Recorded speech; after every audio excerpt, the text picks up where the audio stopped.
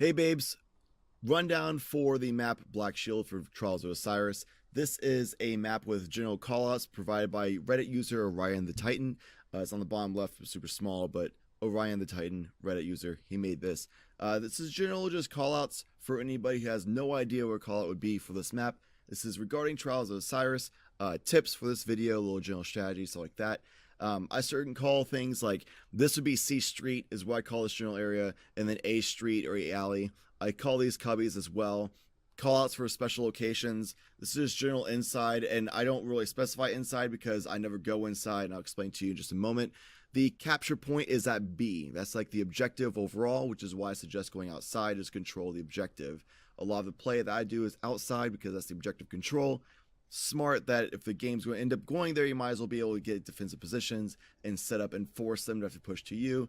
Gives you an advantage. This I call garage in this laboratory.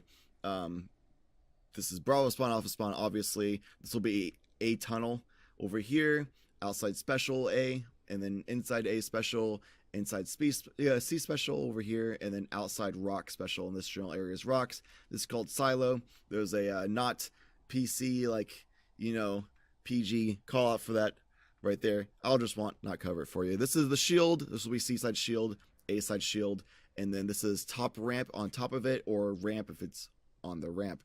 This will be the middle tunnel right here. This is why I specify this A tunnel over here, is because this is middle tunnel. That's generally the call outs for this map.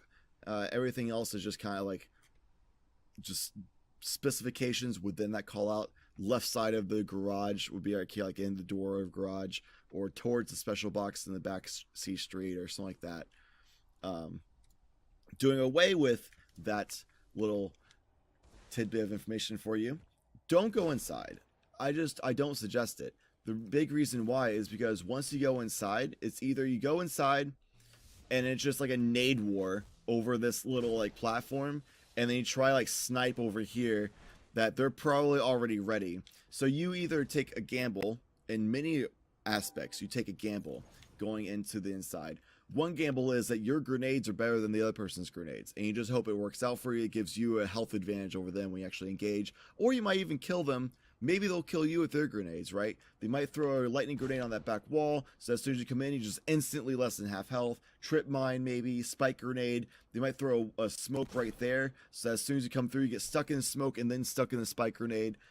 Just many various reasons why grenade spam just could either make you win the round by random chance, or you lose the round. But why would you ever want to take a 50-50 chance? That's just never a really good strategy. And then what would you do then with close range weapons? You jump up here, but they might do that as well. They could have a shotgun to your sidearm, or they could have a sticky, and they'd be like on the ramp, throw a sticky at you, and then just run away. Like, it's a lot of random chance stuff happening. If you want to snipe through the door, you run over here, try to snipe.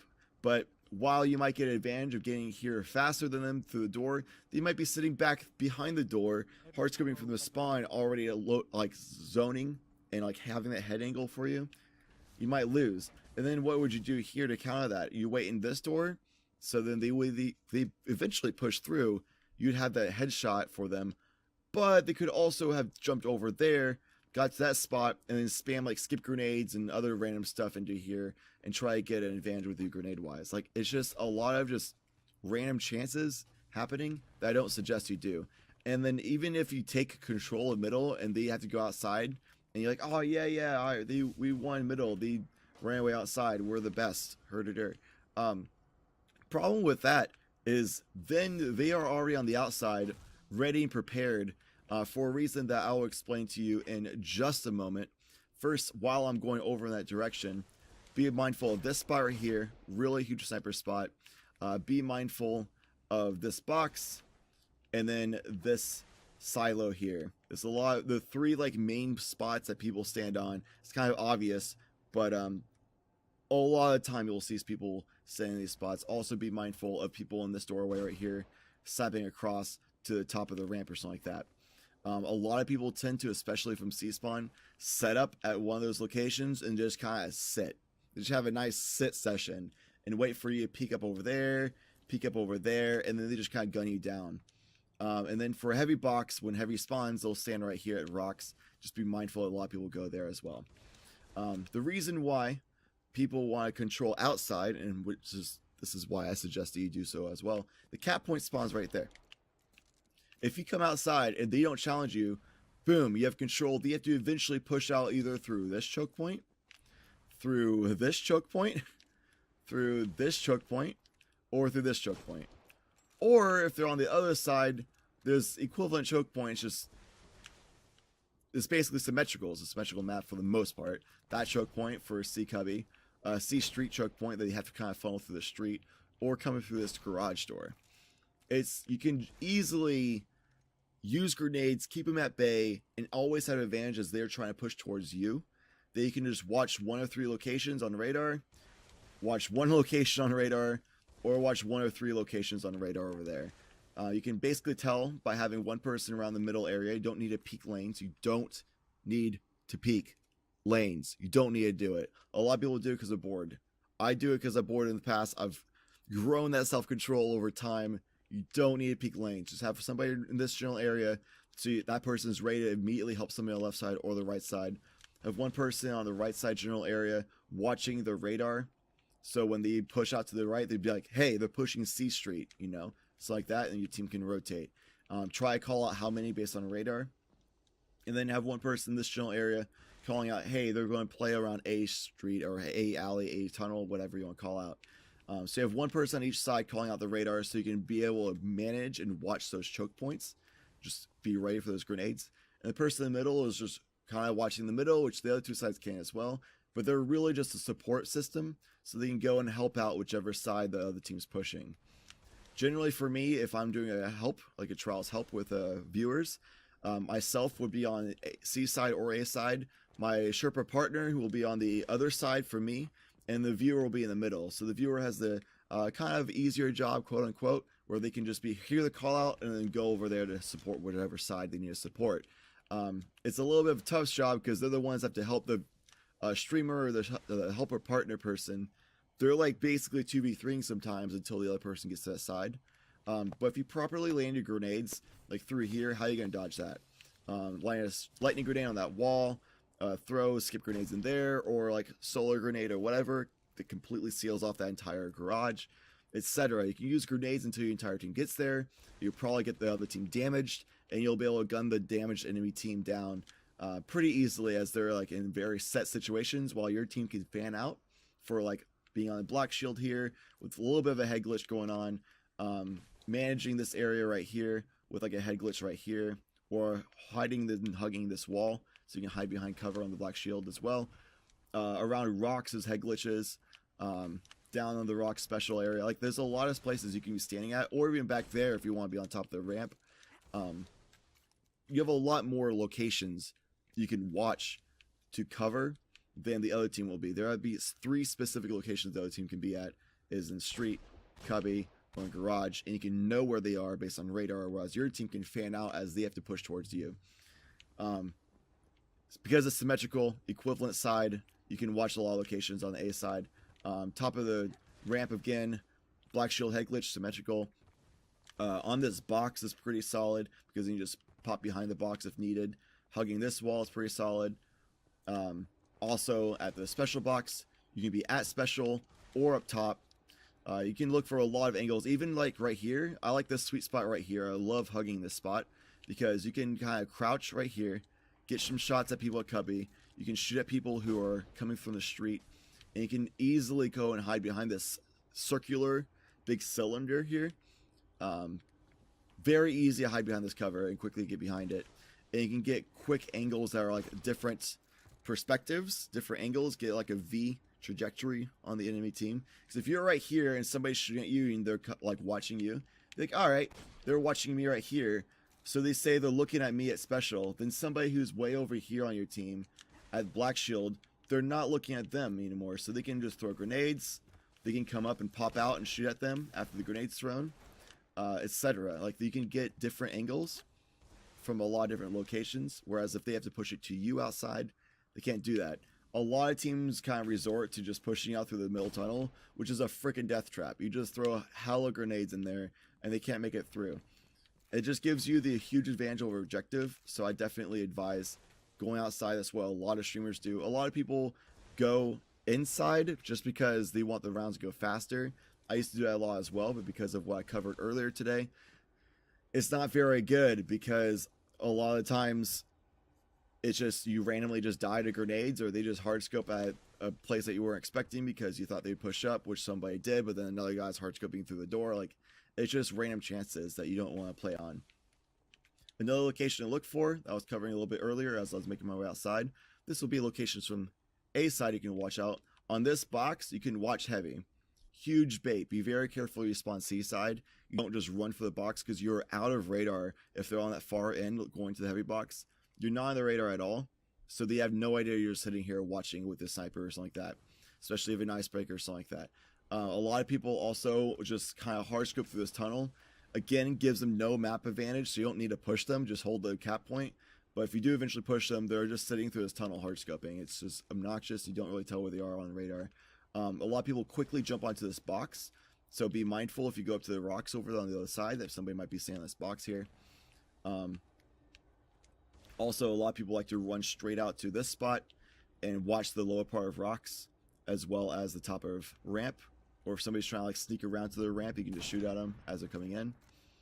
Those are the main spots people stand at for sniper perches for A side. I already covered C side sniper perches. If you are on A side and you're pushing in, jumping over this little shield here is pretty useful for optimizing your speed of getting into the position for close range combat. Taking this line is pretty big because nothing really looks at you. If you'll notice, like all those sniper angles that I pointed out earlier didn't see you as you're coming in. You have control over objective. You can throw grenades off of that to control the cubby. A lot of people run this way towards the heavy box area. So you can take this spot with this giant freaking like bracing frame or whatever and shoot at people as they're trying to challenge. If you have a sidearm here, that's perfect, or a shotgun. And then if they're not challenging here, you can peek here, which is kind of like a half head glitch. It's like a slant, so a little bit of your body is exposed, but still a lot of your body is protected at the same time. So you can use this as a head glitch advantage, like half head glitch, like the head glitch to watch garage or top of the silo or a little bit of box or on that back platform up there. A lot of people use this as well. So you just get to these head glitch spots, you can get control of the objective, etc. by taking that line.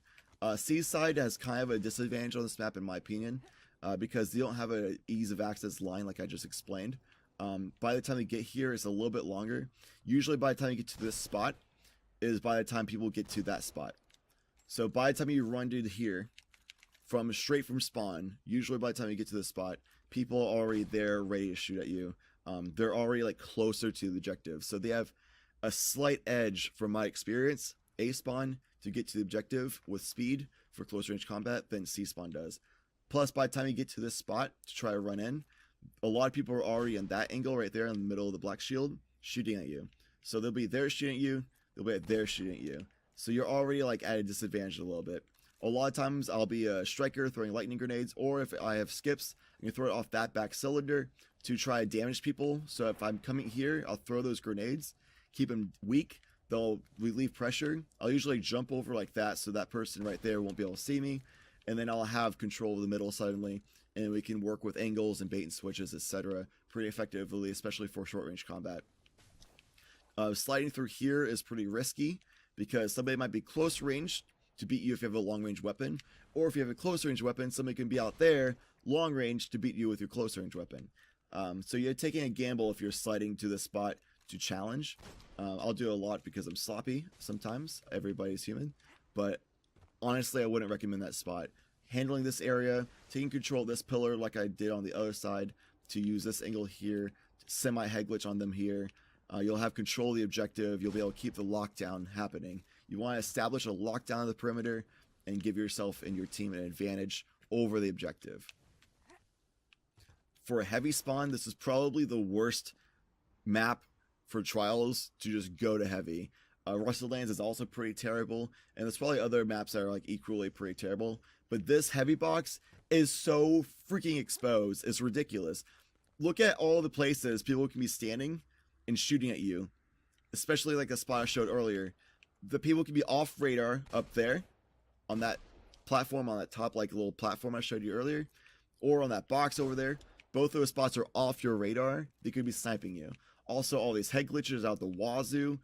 You're just standing out in the open, completely exposed, and it's symmetrical, so it's right in the between of both spawns. So regardless what spawn you're on, people can shoot you and just destroy you. So heavy is a huge bait. That heavy spawn's there because I'm in skirmish, but for trials, that's the heavy spawn right there. Huge bait. I wouldn't ever go for it. The only time I would ever go for heavy is if the enemy team is all like on radar that I know they're inside, or it's like 3v1 and the other person's running or something like that.